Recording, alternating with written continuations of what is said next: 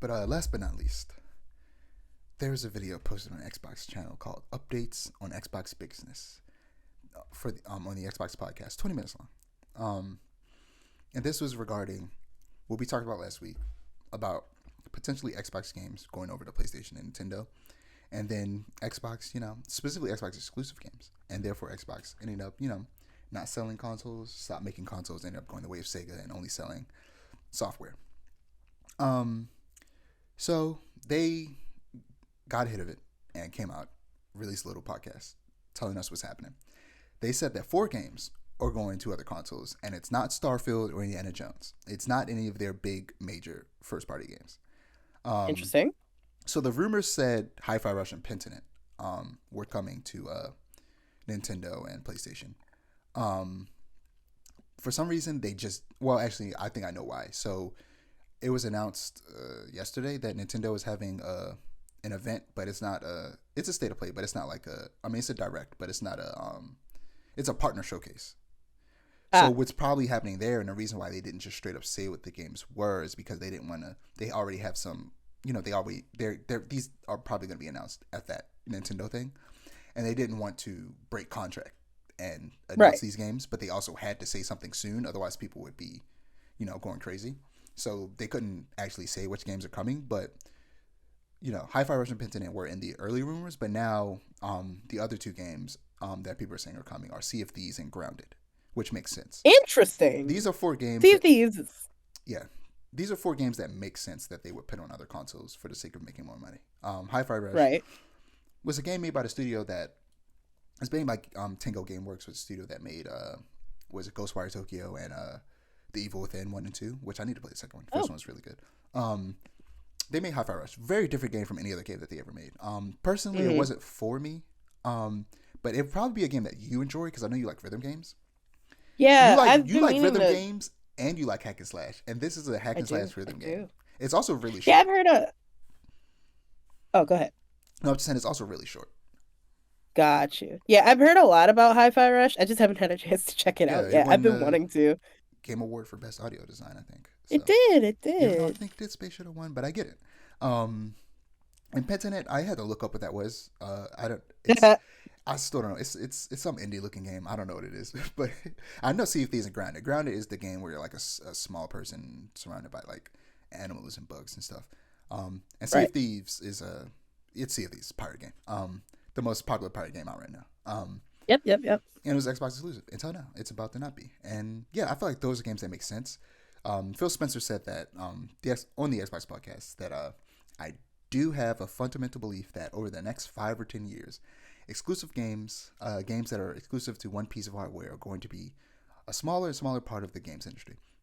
And I can see that happening. Honestly, the idea of games being made for PC exclusively doesn't sound like the worst thing in the world, because in that situation, if both PlayStation and Xbox stop making consoles and not just one of them, there would be no monopolies, because PCs are built using parts made by multiple different companies, and as a result of gamers needing to rely on PCs, cheaper alternatives for like pre-built PCs would start cropping up, like that are more closer to the price of consoles, around like $500 or less, and that would ultimately be pretty good for the consumer. Yep. And also the price of like pre-built PCs are going back down now that the fad is kind of dying out. So it's but there's hope. That's probably we're probably a decade or 2 out from that happening, if it ever happens. Which honestly, I'm leaning towards the side of it. It's happening now. I mean, the price of PC parts. No, not that. I'm talking about like consoles going away. Oh, like I'm leaning towards the idea of that it'll never happen. I hope Xbox never goes out of business. If Xbox goes out of business, then maybe PlayStation will start going, you know what? Maybe we should just go to PC and stop wasting our money and making consoles, which is like the idea behind it. It was like, okay, we don't make enough. We don't make.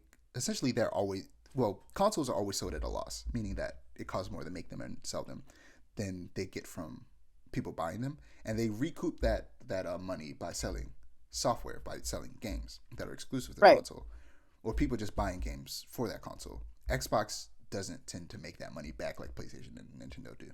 And that's why people were concerned that they might stop making consoles, which it doesn't seem like that's going to happen anytime soon. At least in the next 10 years, they won't be. There'll probably be, if it ever happens, there will probably be at least one more Xbox console before they decide that, which is good. Like I said before, monopolies are bad. We say it every episode because Yep. every day we get close. Well, we don't get closer. We already have some. Disney exists. Yeah. Amazon exists. Like monopolies Nestle. exist. So like yeah, they already exist. But like we don't need more. We don't need any more of them. Uh, yeah, like if Xbox only made software, people would just flock to PlayStation. PlayStation could increase the price of games, increase the price of the console, and we wouldn't be able to do anything about it because this is the only place you can play PlayStation games.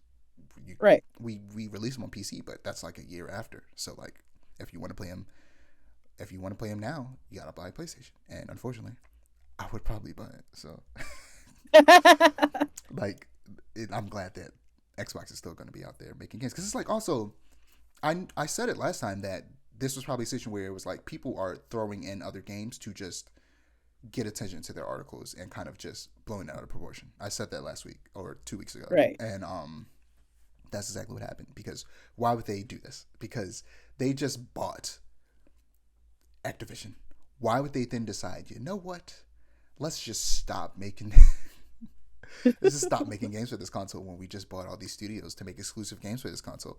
That would be Right. ridiculous. Um, so yeah, this makes sense. I'm not surprised. This is exactly what I expected. But Yeah. I do think there's a chance. Well, actually, I think that the fact that Indiana Jones will still be exclusives mean that the next Doom game will likely be exclusive to Xbox. Oh, But absolutely. another Bethesda game that might not be, that I think is still up in the air, is Blade because Marvel and Disney is involved. So Mm. they might force them to put it on other consoles. If they do. Whereas Doom, which is also made by a studio that's under Bethesda, like Blade is with Arcane, I think Yep. Doom, because they don't have any other companies tied up in that. It's just id Software and Bethesda and Xbox. That will probably Yep. be exclusive to Xbox. Which I got an Xbox, got Game Pass. Yeah. It's gonna be on Game Pass. It's gonna be on Game Pass, and I'm gonna play It's it. gonna be on Game Pass. But yeah, I'm like I said, happy we're not getting a monopoly.